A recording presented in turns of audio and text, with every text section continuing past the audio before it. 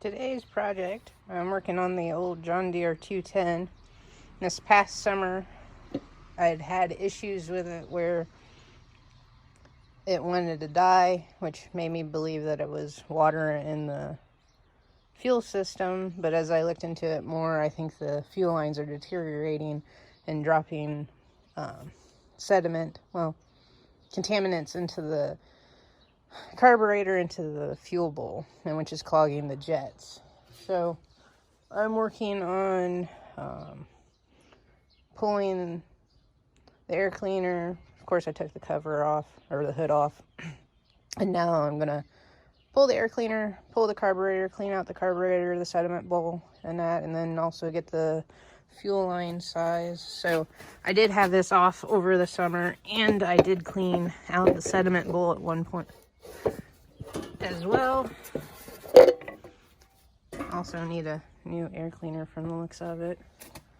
So I'll pull all of this off and clean it all up and figure out my fuel line here. It's probably about the same age as the tractor, so that means after time, and since we've made changes to our fuel, it probably doesn't help the fuel lines. So I'll take and pull that, and I'll replace from the front all the way to the back of the tractor. Also need a new seat, and also add in a fuel filter, because I haven't been able to find a fuel filter on this, which would probably help immensely. So as I pull more apart and get it to a point where I can show more, I will do that. Okay, I got the cover pulled, so then that way it exposes the carburetor. I pulled down the hose clamps off the fuel line that feeds from the fuel pump up to the carburetor, and you can tell how rigid this line is.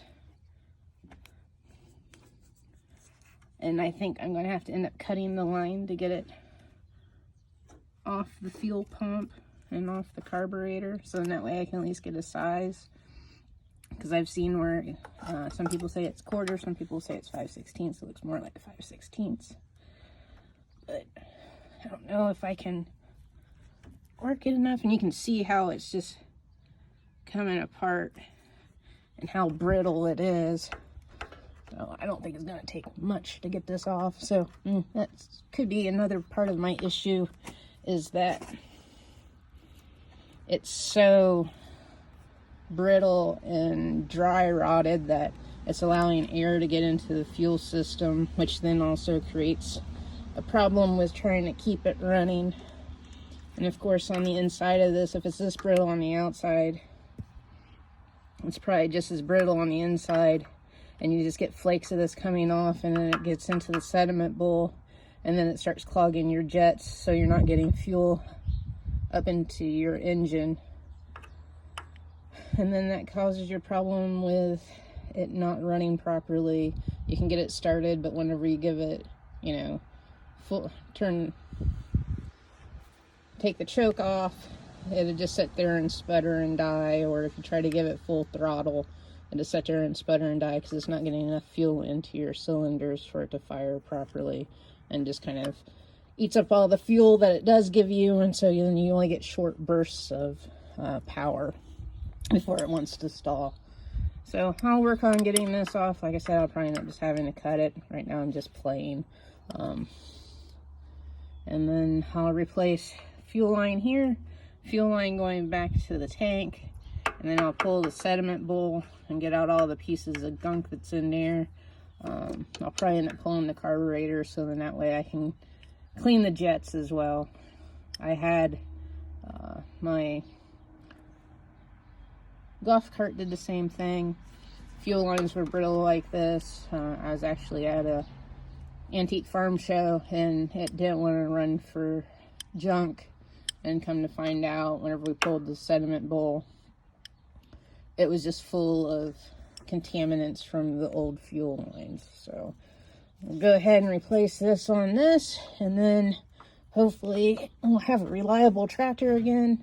And this is the one year that I wish I would have done this over the summer, because we actually got enough snow this year to play with a snow thrower. which was pretty awesome. I used that one year and had a lot of fun with that. But yeah, who would have thought that we would have got this much snow this year?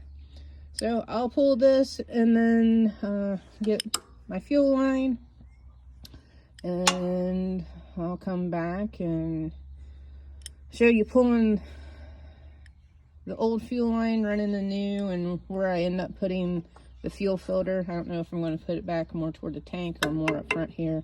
I like to put it somewhere where I can at least get to it to change it easily. So after I get done with this, get new fuel line in that, I'll come back and show you where I'm at. So once I had 2 hands free, I gave it a really good tug there, and it just ripped right in two. I ended up having to cut off the rest of it just with a utility knife, but you can just see how brittle this stuff is. And then down here at the fuel pump, you can see how clogged it is just with the gunk that's been in the system for before I got it, and probably as it sat. Because the person I bought it from several years ago said that someone had restored it, but was it a full restoration, or where they just added some paint in the decals and said it's restored. So I'll try to clean that up, and I'll probably put some stuff in it to try to clean through the system, maybe some seafoam or some other cleaner, just to try and clean it up a little bit, and that way and make it nice and reliable, and clean up this thing, and because it's quite dusty just from using it daily or weekly as a mower. That's what I bought it for, and so, and plus for the winter. So we'll clean some of this up. Like I said, I'm thinking about removing the carb so I can clean the jets and that, and then go from there.